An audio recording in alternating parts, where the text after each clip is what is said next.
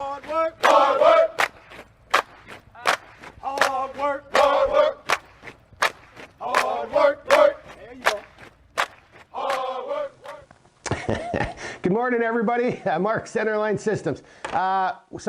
This is episode 3 of our emergency signaling kit video, TTP, signaling TTP video, whatever you want to call this. We're episode 3, so we've kind of, if you've already watched episode 1 and 2, you know there's a little Star Wars theme, so we'll call this episode 3, Revenge of the Spoon. Dun, dun, dun. Anyway, we had a good time shooting last night, yesterday. Hope you enjoyed that video. We reviewed it last night, took a look at it. Some things, again, with the camera, just aren't going to come out as well as they would with the naked eye, but actually it was lots of fun. I thought it was pretty informative. You can see some differences. We're going to go and shoot again here this morning, and we're going to do the quote-unquote daytime version of it. And we're also going to get our little buddy Droney out in action here today. It's overcast. And I think that's going to be good, right? Because again, you've got different atmospherics going on today.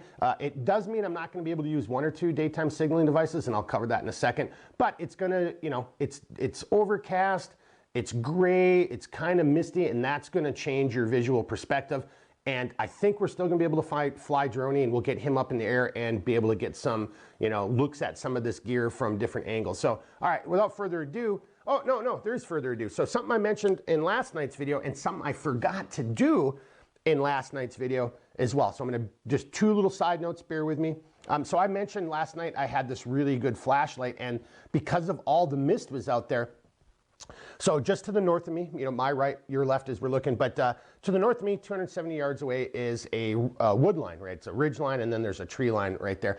You couldn't see that with the flashlight. So the flashlight couldn't penetrate through all the mist. Now, as the night progressed and as we were doing that shoot, the atmospherics changed and that mist went away, and then you could see it with the naked eye from right where we are. I mean, last night, it was no problem. But this is a really great flashlight, so don't forget flashlights. And I'm not, again, you've heard me say it, and I don't know why I keep belaboring it, but I'm not promoting one other company or the other. I mean, there's lots of great gear out there. This is not a very expensive flashlight. But, if you can see this at night, what I like is it goes from an incredibly wide beam to an incredibly narrow beam that's kind of like a square. This thing has a huge looms, and it can reach out a long ways, but we couldn't even see the wood line 270 yards away last night. But don't forget, a really good flashlight, and there's some really small ones that are putting out incredible candlelight. Like the looms on some of these things are crazy nowadays. So a flashlight. And the other thing I should have done last night, and I wish we would have, but it's not a big deal. But there's a lot of cordage out there that has reflective material built into it. And actually, the gloves I was wearing these thin gloves, and the name of the company is on the back of the gloves. They're for jogging, and it's all in reflective material. What we should have done last night is either with this cordage, like doing a buzz saw, or with my gloves. Spoon could have been down here at the camera shining a light towards me, and you would have caught this reflecting. Now, again, I don't know how well that would have turned out in the camera, but the naked eye. So don't forget this stuff as reflective, or as your signals kit as well, because you could cut small chunks of this and hang this from tree branches, and these are your trail markers. So again, kind of getting a little away from the emergency signaling, but just think of your ability to get back into, a good deer stand, or where your camp is, or something that you just did, cutting, tying this stuff off, and then at night you're just flashing a flashlight, and every time you're seeing a glint, you're on trail, because that's one of these things, reflecting off a tree. So coulda, shoulda, woulda, but we didn't do it. But don't forget that stuff, because again, cordage, gloves, reflective materials. I've got some, IR reflective material like US flags from back in the day. Some of that stuff is also in glint tape. So glint tape is another thing you can get, and you can have that on your material. So if you're on the ground, perchance, let's say, and then there's ground searchers looking for you, or even, from air, if you can get some type of reflection going, and then, obviously they can zero in on you and home in that's your location. All right, so here we're just going to now go into what we're going to do here for today. It's going to be just a down and dirty, because there's not a whole lot that we're going to really do. I mean, there's some stuff here, but it's really just all about getting out there and doing, right? But we are going to try the whistle today. So we were using radios last night. We'll still use radios today. And because I kind of want to see how well the camera microphone's going to pick this up from 270, 260, 270. Probably won't pick it up as well as how Big Spoon can hear it. But then, you'll be able to hear me using the whistle and it may not come through the camera mic as well.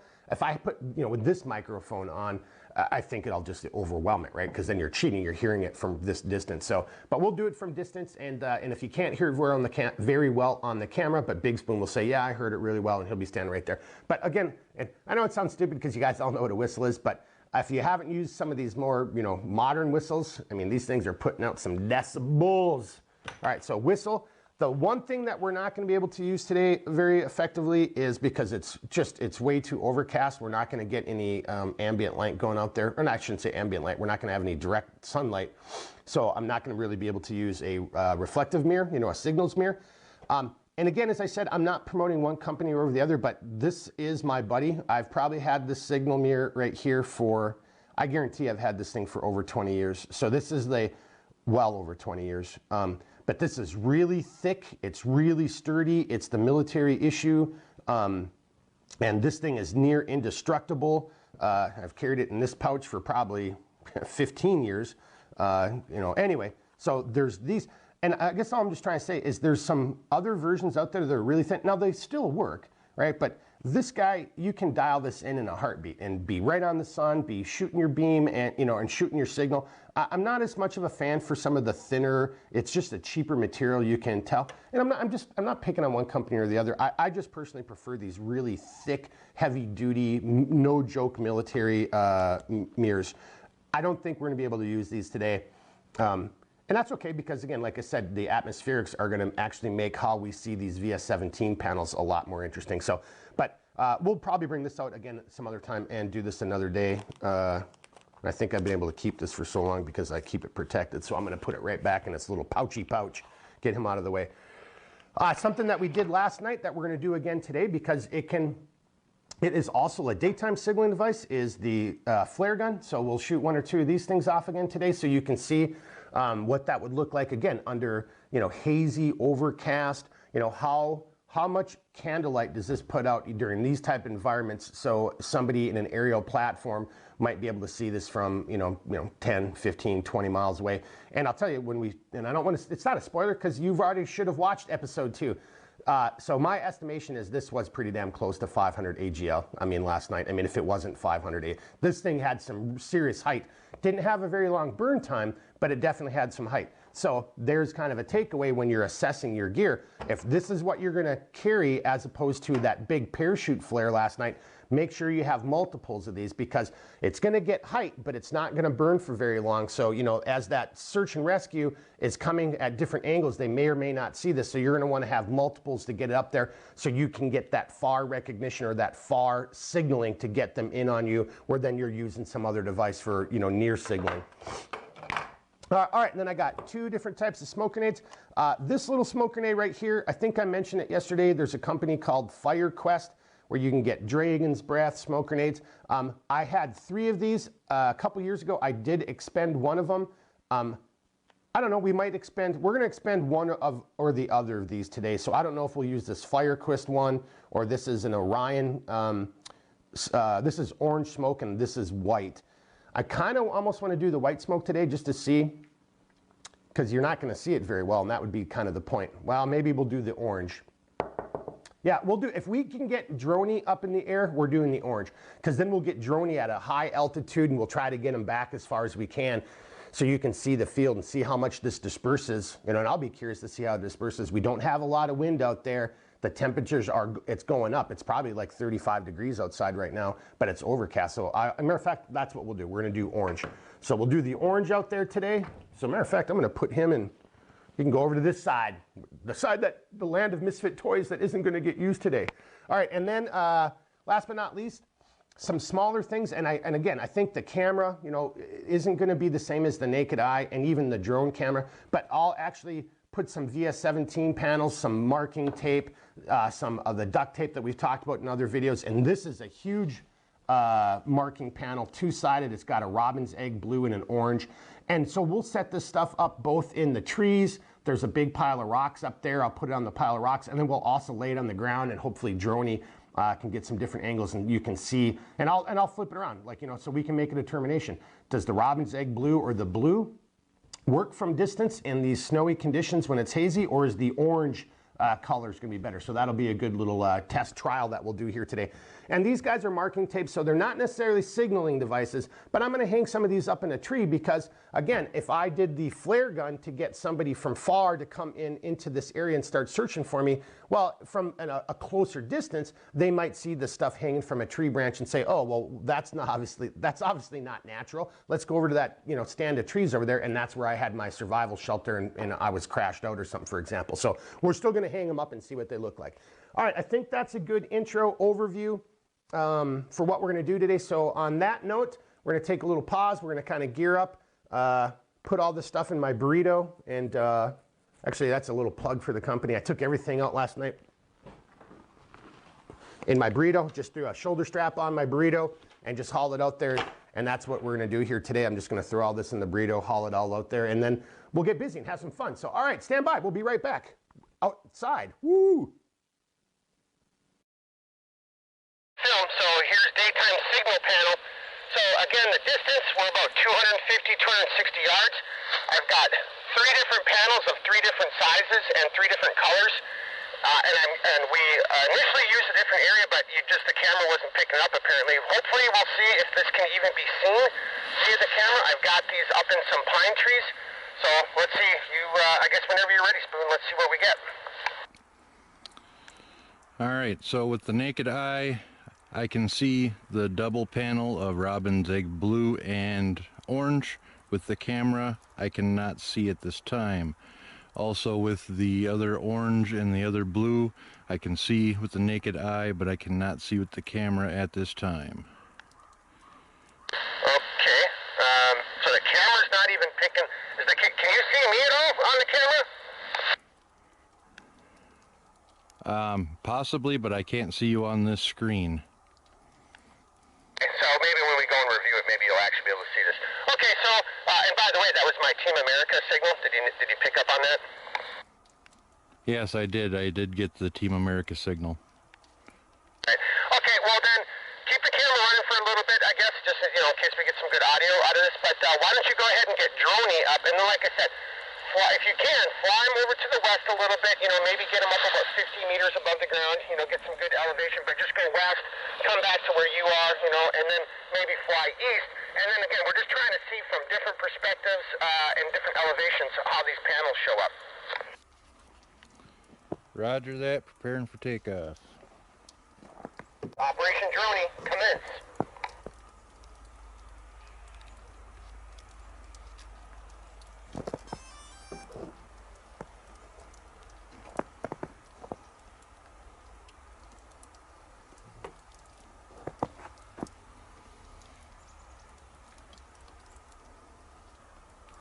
Okay, so initially I'm going to take off directly above my position, which is, as you said, about 250, 260 yards due south of you.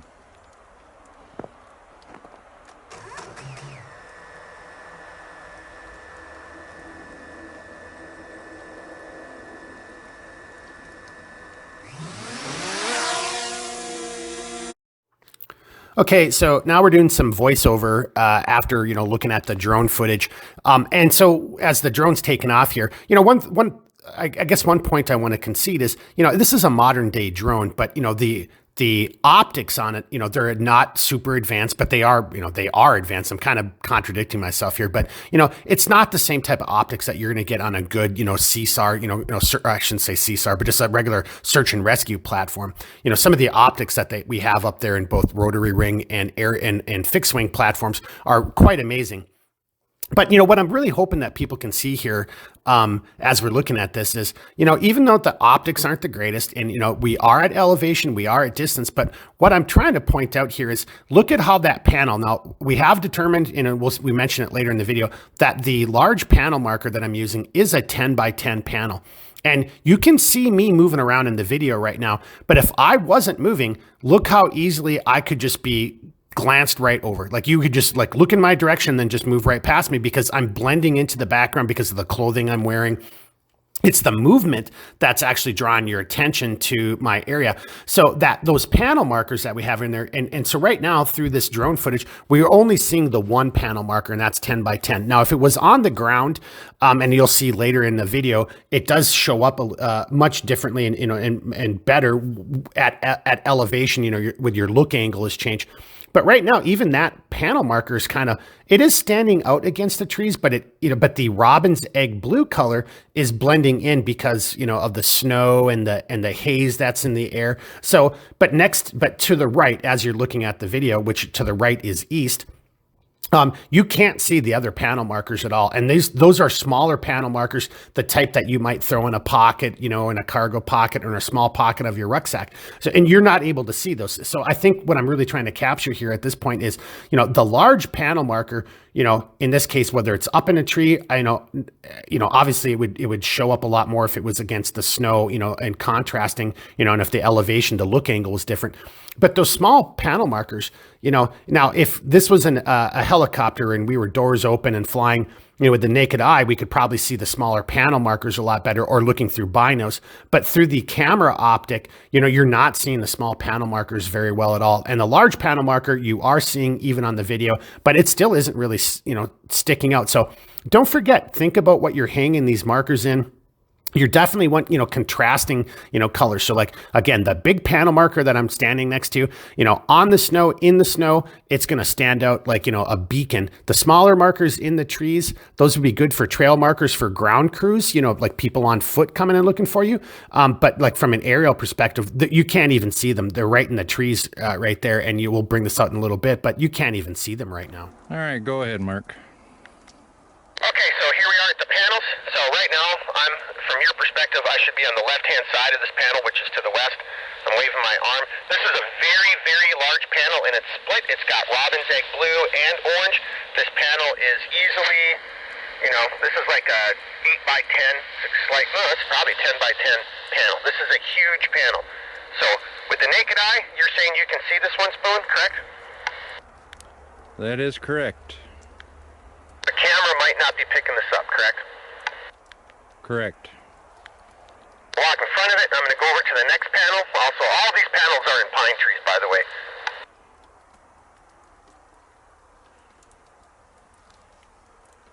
So, if you can see me waving my arms, I'm right next to a small chunk of VS17 panel that we've used in other videos, but I have the kind of pink, magenta, whatever that color is, being displayed, not the orange. Can you see that with the naked eye? Roger that. I can see you and the panel clearly with the naked eye. What about camera? Negative. Right next to it, and also the east of it, so I'll be on your right-hand side of it. So, can you see these guys right here? This is just a marking tape hanging from the tree branch. That I cannot see with the camera or naked eye. Okay, and then to my left, your right, is another smaller panel marker that we've used in videos. And this one, it's orange on one side and a very dark blue on the other side. Are you able to see this? Again, naked eye and or camera. I can see it with the naked eye and negative on the camera. Okay, so we can maybe talk about this later, but so I'm looking due south at you, and then so, I'm trying to get these contrasting colors, or colors that are going to contrast the backdrop. So as I'm looking at you, you're wearing a black top, and you are, my Xterra is right behind you, which is a charcoal color. With the exception of your face, which I can just see as a slight color change, you would be blending in with that Xterra, and I couldn't see you unless you started moving. Or the smoke you just blew out of your mouth that I saw rising up, that was it. Yeah, and then when you don't move, I can't see you with you wearing the colors you're wearing either along that tree line. Okay, so here's what we'll do next. I'm going to leave these up in the trees for just a couple seconds. Let's do the whistle, and then we'll do the flare gun, and then I'll take these out of the trees, I'll lay them down on the ground, so they're on the ground in the snow, and then we'll get Droney back out and see if we can see them, and see if it makes a difference, if they're just on the ground from that aerial perspective. Roger that. While you're getting prepared for the next step, I'm going to zoom in for just 1 second so people can see that these panels are actually up in the tree.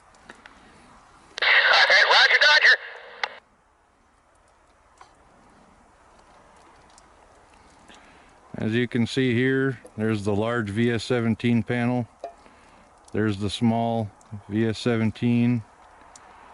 And see what, hopefully, you know, I was hoping that it could show up on the camera, is like, so those marking tape, right, again, that's just that regular marking tape, but when they dangle, they move in the wind, right, so you're getting that added element of movement, so, and I'm really kind of hoping you could see that a little bit, and then with the dark blue one, I only attached it in 2 corners, so the same thing, it should be moving in the wind, making a little bit more potentially, you know, obvious or visible.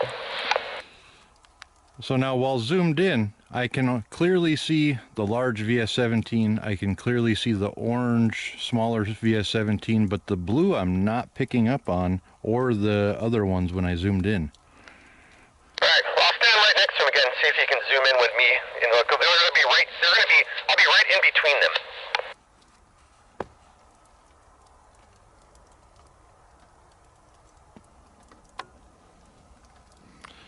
I can clearly see you, and I can see a little bit of the marking tape now. Yep, I can see the marking tape, and now I can see the blue VS17 panel as well. See, this dark blue on this smaller panel, I'm not necessarily a big fan of, but now it might show up better against the snow when we lie it flat. But against a tree like this, it's really hard to see. I bet it's really hard to see just even with the naked eye. It is. If I didn't know what I was looking for, I wouldn't have noticed it. Okay, roger that. I'm going to go back over to my bag. That's it for the panels for right now. We'll come back to them with Droney. I'm going to do the whistle, and then I'm going to do the flare gun. So tell me when you're ready. Roger that. Go ahead with the whistle test. Test 5, 4, 3.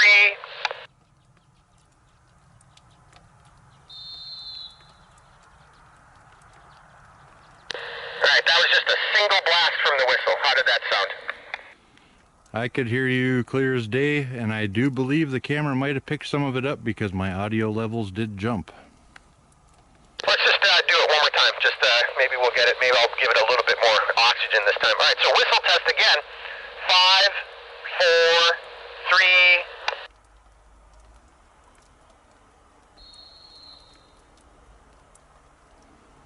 Alright, how was that one?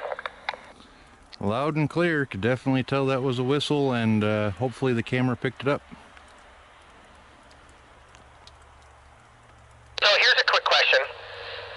I'm facing you and I'm blowing it in your direction. Were you able, I mean, was it clear the direction the whistle was, you know, coming from, the noise, or was it kind of lost in this overcast cloud? I could tell that the whistle noise was coming from the north. I looked away when you blew the whistle just to kind of see, and it was definitely coming from the north. Okay, good copy. All right, well, that concludes the whistle test. So let's get set up. I'm going to do 1 or 2 of the flare guns. And again, daytime, so, you know, try to get a better job of following that guy, you know, on his flight, you know, as he's gaining elevation this time. Okay, well then here we go then. So, flare gun test in 5, 4, 3.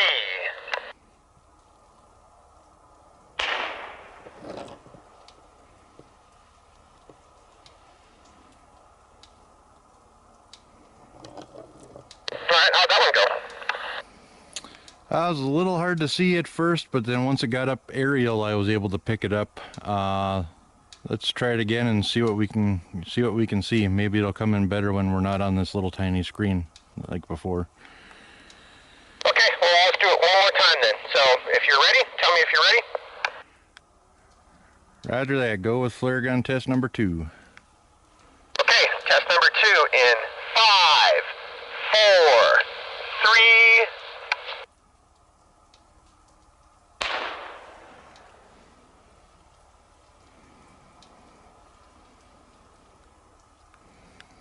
Roger that. Good visual, good test.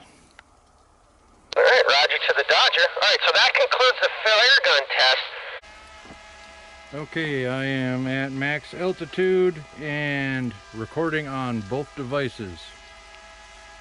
Okay, so here we go. This is going to be the smoke test, and we're also going to get Droney up high and see how these panels show up on the ground from a more aerial perspective. So, a smoke test in 5, 4, 3.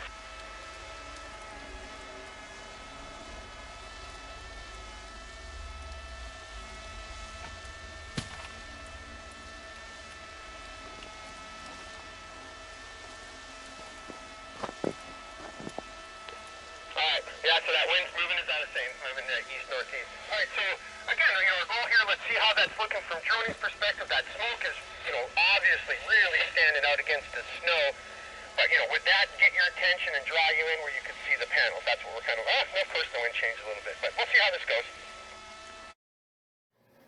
All right, everybody. So what we're doing here, we're trying to do a voiceover as we're reviewing the drone footage. And so this section that we're going to be watching here is of interest because, so here we are at elevation and you can see like the large panel, and it is a 10 by 10. Like, so from elevation, look how hard it is to still see that right now. And the two smaller panels are really almost indistinguishable from all the other small little blotches of, vegetation that's coming up over the ground.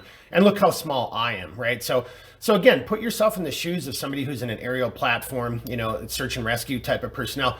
It is really hard to see you, right? So you're going to have movement, have that offsetting, contrasting color. And then we're going to see the smoke here in a second. So we're going to go ahead and hit play now. And there we go. So right there, I'm just starting that smoke grenade. Now, we already timed this out. And as I mentioned in the video, it is under 2 minutes. But what's really nice here to see is like, so look at that. That's movement and contrasting color against that white background. So, some of the takeaways here, like if you're going to use the smaller signaling panels, those really are like your innermost rings, right? If that, hey, I'm right here type of thing, somebody's already kind of narrowed down and is looking at you.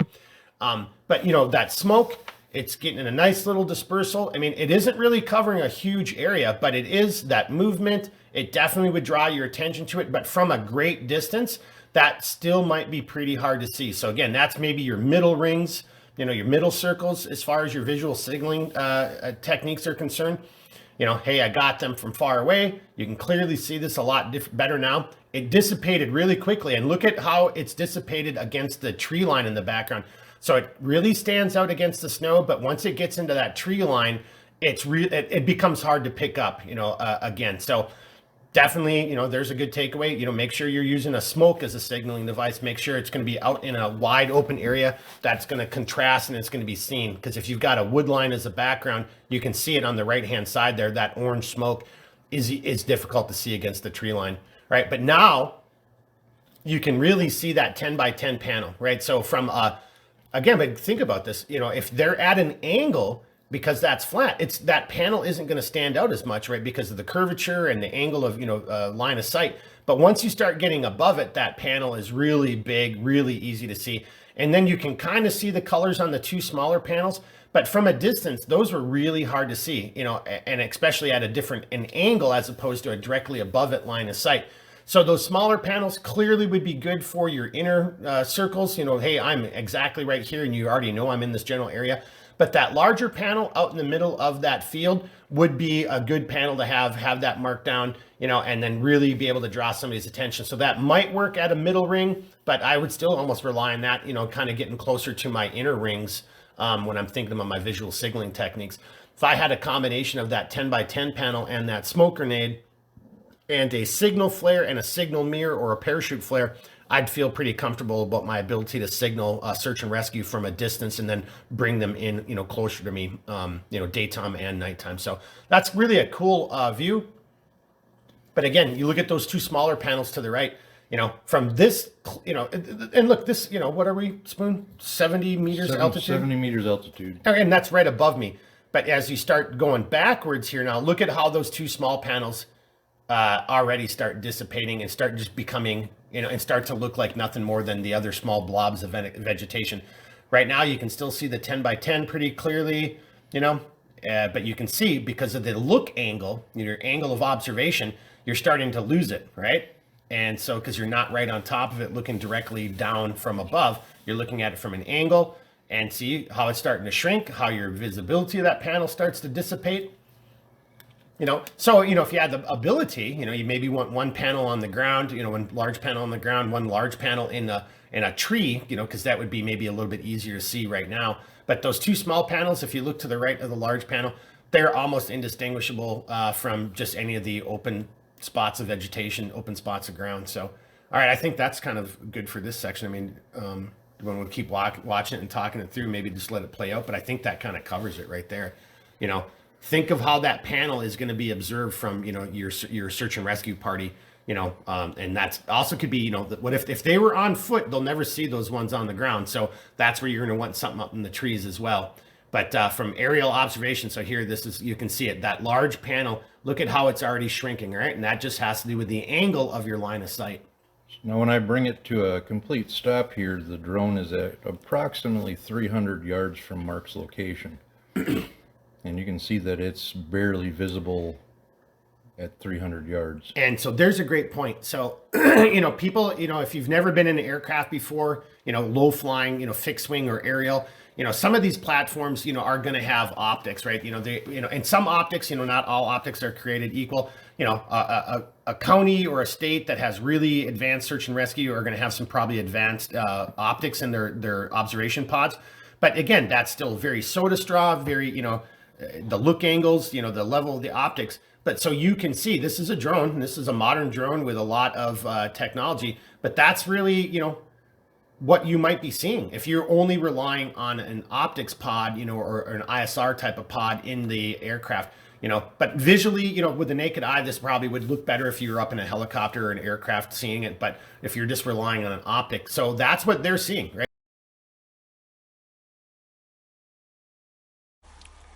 All right, everybody. So that just concludes the daytime outside portion of our, episode 3, Revenge of the Spoon. It's the official title for this episode. But for the daytime portion of the signal panel, or the signal kit. A couple things I just want to share that was some interesting things from my perspective. So the really large panel, and I haven't measured out. It's either 8x8 or 10x10.